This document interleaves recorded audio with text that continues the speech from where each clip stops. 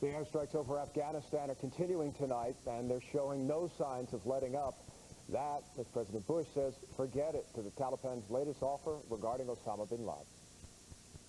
The Taliban's latest offer to turn over Osama bin Laden to a third country if the U.S. ceases the bombing in Afghanistan and provides proof of his guilt in the September 11th attacks fell on deaf ears at the White House. There's no need to discuss innocence or guilt. We know he's guilty.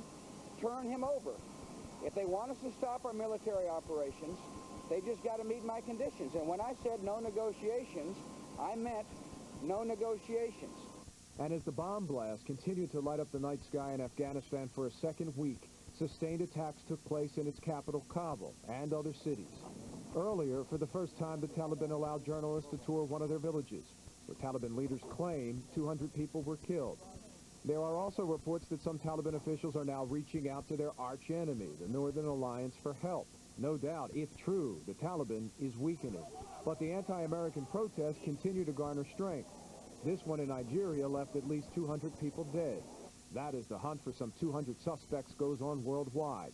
Suspects that U.S. Attorney General John Ashcroft says may be planning more terrorist mayhem. I believe that it's very unlikely that all of those individuals that were associated with or involved with the terrorism events of September the 11th and other terrorism events that may have been pre-positioned and pre-planned have been apprehended.